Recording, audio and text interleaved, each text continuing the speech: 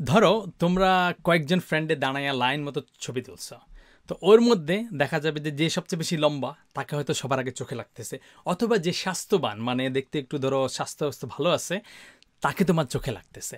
তো যে স্বাস্থ্যবান মানে তাকে আমরা আসলে মোটা ভোটকা এগুলো বলবো না, বলবো সে স্বাস্থ্যবান মানে হেলদি পার্সন। এই হেলদি পার্সনটা আমাদের চোখে লাগতেছে কারণ ও হচ্ছে ইম্পর্টেন্ট, মানে হয়তো সবার মধ্যে সে ফিজিক্যালি দেখতে একটু স্ট্রঙ্গার। সো ওয়েবসাইটের লেখার মধ্যে হচ্ছে এই জিনিসটা অনেক কমন থাকে, যে ধরো আমরা একটা ওয়েবসাইট বানাইলাম, এর মধ্যে অনেক কিছু লেখা আছে, হ্যাঁ সব কিছু আমরা হয়তো পড়বো, কিন্তু এর মধ্যে হচ্ছে ধরো এই 1971 বা বাংলাদেশ ইন 1971 এই কথাটা একটু স্পেশাল মিনিং আছে আমাদের লাইফে বা আমাদের জাতীয় জীবনে, বা অন্য কোনো একটা জিনিসকে তুমি হাইলাইট করতে যাচ্ছ, চোখে লাগে এটা করতে যাচ্ছ, তখন কোনো একটা জিনিসকে চোখে লাগানো মানে এটাকে বোল্ড করা। তো বোল্ড করার জন্য তুমি যদি চিন্তা করে দেখো, এই যে বোল্ড এই শব্দটা শুরু হয় কি দিয়ে? বি দিয়ে। তো তার মানে কোনো একটা টেক্সটকে যদি তুমি বোল্ড করতে চাও, তার জন্য যদি তুমি একটা ট্যাগ লেখো, সেটা লিখবে হচ্ছে বি দিয়ে। আগে প্যারাগ্রাফ লিখতে লিখছো পি দিয়ে, এখন বোল্ড করতে গিয়ে তুমি বি দিয়ে লিখবা। তো ধরো ট্যাগ লেখো এই হচ্ছে বি দিয়ে, তারপর এটা শেষও হবে হচ্ছে বি দিয়ে, আর লাস্টারটার হচ্ছে লেন্সটা কেটে দিবা। তাইলে কিন্তু এটা একটা বোল্ড ট্যাগ হয়ে গেল। এর ভিতরে কিছুটা লিখে দিতে পারো যে দিস ইজ বোল্ড।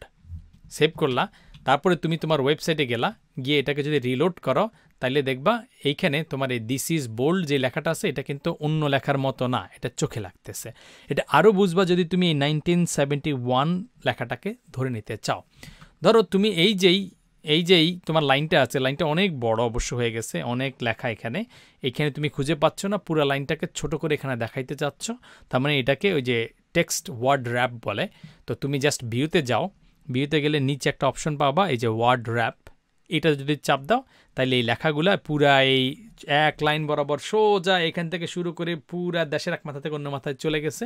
এটা না করে তুমি ওটা যদি করো তাইলে তুমি এটাকে একবারে পড়তে পারবা। যাই হোক, এখানে যে কোনো একটা জিনিস চুজ করতে পারো। ধরো আমি বাংলাদেশে 1971 এইটাকে বোল্ড করতে চাই, তাহলে কি করব?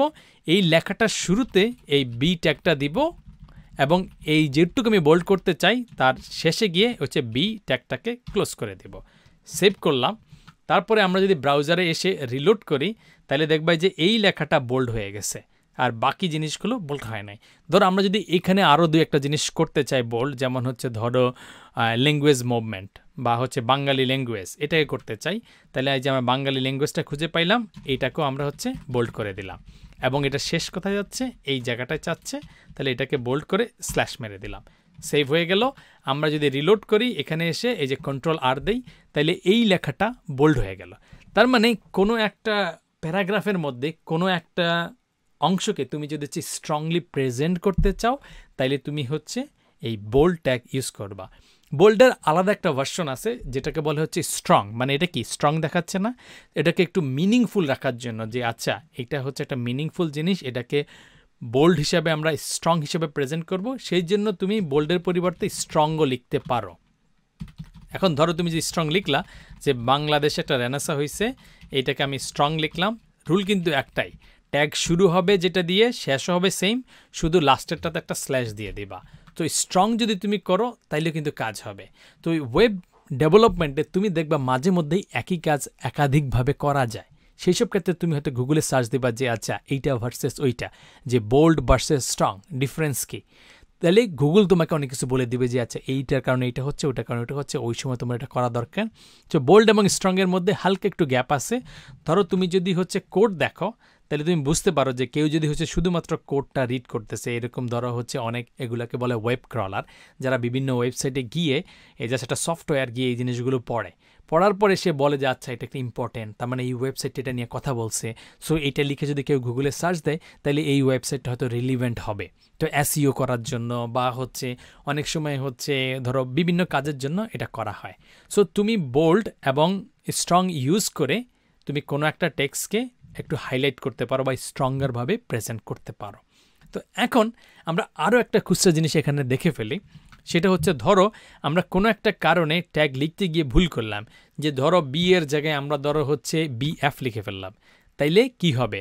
যে এই ট্যাগটা আসলে কি হচ্ছে, যেটা বি হওয়ার কথা ছিল সেটা বিএফ ট্যাগ হয়েছে, বা বিএফএফ বা জিএফএফ কিছু একটা লিখে দিলাম। এরকম যদি লেখো তাহলে কিন্তু আন্দাজে মান্দাজে তুমি যদি একটা বলে দিলে কিন্তু HTML বুঝবে না এই যে তুমি কি বলছো, যে ও মনে করবে যে আচ্ছা এখানে কিছু নাই, এই জন্য এটাকে আর বোল্ড করে না, কারণ সে BFF বলতে সে কোনো ট্যাগরে চিনে না।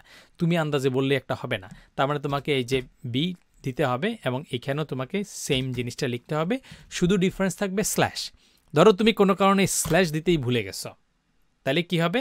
তাহলে সে মনে করবে আচ্ছা এই যে এখান থেকে আমি ধরো ট্যাগটা শুরু করলাম, শুরু করে সে মনে করবে আচ্ছা শেষ হবে কোথায়, যখন সে স্ল্যাশ হলো একটা পাবে। যেহেতু সে স্ল্যাশ হলো একটা পায় নাই, তখন সে খুঁজতে থাকবে যে ভাই স্ল্যাশ বি তুমি কই গেছো, আমার তোমাকে দরকার, তোমাকে ছাড়া আমার দিন রাত রজনী কাটে না, আমি ঘুমাইতে পারি না, আমার শীতকালে তোমাকে ছাড়া চলবে না।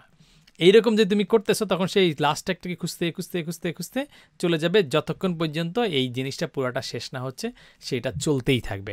সো তুমি যদি দেখো যে উল্টাপাল্টা কিছু একটা হয়েছে, তার মানে তুমি ট্যাগে কিছু একটা ঝামেলা করছো, আবার এসে যদি এটা ঠিক করে দাও, সেভ করো, তারপরে তুমি যদি রিলোড করো, তাহলে আবার এই জিনিসটা সুন্দর মতোভাবে কাজ করবে।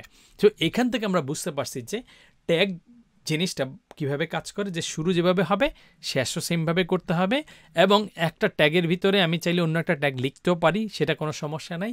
কিছু কিছু ক্ষেত্রে একটার ভিতরে একটা তো লেখা যাবে না, এগুলো আমরা করতে করতে শিখে ফেলবো। কিন্তু মনে রাখতে হবে যে শুরু যেটা করছো ট্যাগ দিয়ে, শেষও হবে সেটা দিয়ে, শুধু শেষের পার্টটাতে স্ল্যাশ দিয়ে ল্যাসটা কেটে ফেলবা। একটু যদি তুমি ল্যাসটা কেটে দিতে পারো, তাইলে কাজ হয়ে যাবে। তো এই ভিডিও আপাতত এখানেই থাকলো। এই ভিডিওর শেষে আমি জাস্ট তোমাকে সিম্পল একটা কোয়েশ্চেন করব, ওই কোয়েশ্চেন পরেই দেখা হবে নেক্সট ভিডিওতে।